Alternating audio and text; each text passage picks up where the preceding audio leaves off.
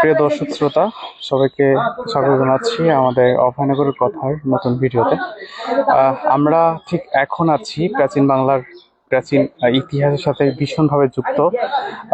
আমাদের যে আমাদের প্রাচীন বাংলার যে রাজধানী ছিল মুঘল সাম্রাজ্য আমলে, সেই সোনারগাঁও এর পানাম সিটিতে এসেছি আমরা। আমরা একদমই পানাম সিটি সম্পর্কে কিছু তথ্য আপনাদের সামনে তুলে ধরার চেষ্টা করছি।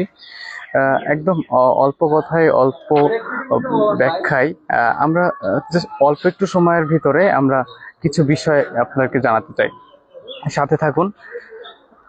এই যে এখানে যে ভবনগুলো দেখতে পাচ্ছেন, এভাবে করে ঠিক 52টা ভবন এখানে আসলে রয়েছে, যেগুলা 1500 শতকের দিকে মুঘল সাম্রাজ্যের আমলে স্থাপিত হলেও 1800 থেকে 1900 শতকের দিকে এখানে ধারণা করা হয় যে বিভিন্ন যারা হিন্দু ভদ্রলোক ছিলেন, অর্থাৎ ইংরেজদের পৃষ্ঠপোষকতায় তখন যে মসলিন কাপড় এবং সর্বোপরি যে ব্যবসার রমরমা একটা অবস্থা তৈরি হয়, সেই অবস্থার সাথে ভীষণভাবে যুক্ত আছে আমাদের এই পানাম সিটি।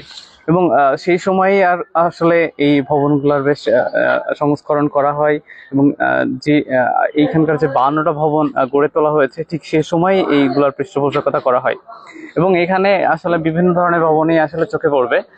আমরা যদি একটু দেখাই, আমাদের এখানে এই যে ঠিক ডান দিকে বাম দিকে দেখতে পাচ্ছেন, এটা একতলা একটা ভবন। ঠিক একই দিকে আবার ঠিক বাঁ পাশে যে ভবনটা দেখতে পাচ্ছেন, এটা কিন্তু দ্বিতল ভবন এবং একই সাথে বলা যায় এটা বেশ হয়তো ওই সময়কার তাদের স্থাপত্য শৈলীর ভিতরে আমরা এই জায়গাটা ঘুরে ঘুরে দেখতে পাচ্ছি যে এনাদের স্থাপত্য শৈলীর ভিতরে 3 ধরনের স্থাপত্য শৈলী আমরা দেখতে পাচ্ছি।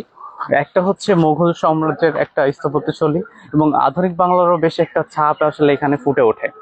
এবং এগুলা প্রত্যেকটা ভবনের যদি মৌলিক বৈশিষ্ট্যগুলো আমরা একটু ব্যাখ্যা করি, তাহলে মৌলিক বৈশিষ্ট্যগুলো কিন্তু একই, অর্থাৎ পর পর তরে তরে সাজানো এবং যেখানে এবং এখানে এবং এই যে পানাম সিটির কথা আমরা বলছি, পানাম সিটিতে কিন্তু প্রতিনিয়তই মানে দেশের বিভিন্ন প্রান্ত থেকে অসংখ্য মানুষ আসলে এখানে ভিড় জমায় এবং শুধুমাত্র দেশ না, দেশের বাইরেও বর্তমান এটি প্রত্নতত্ত্ব অধিদপ্তরের আওতায় থাকার কারণে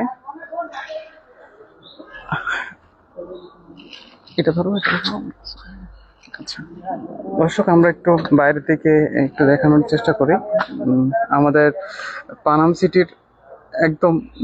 আর আমি যদি এখানে ট্যুর গাইড হিসেবে আপনাদের সামনে কিছু কথা তুলে ধরতে যাই, আমাদের এই পানাম সিটিতে আসতে গেলে আপনাকে রাজধানী থেকে একদম অল্প একটু দূরত্ব, অর্থাৎ জাস্ট সব মিলে 30 কিলোমিটারের মতো একটু দূরত্ব হবে এবং এটি 500 বছরের আসলে নীরব ইতিহাসের সাক্ষী এটি।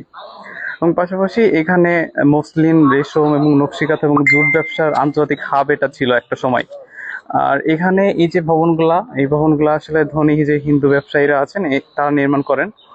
আর এই বাড়িগুলোর বৈশিষ্ট্য আসলে মুঘল, ব্রিটিশ এবং বাংলার যে স্থানীয় নকশা, এর অসাধারণ মিশ্রণটা আসলে এখানে দেখতে পাওয়া যায়।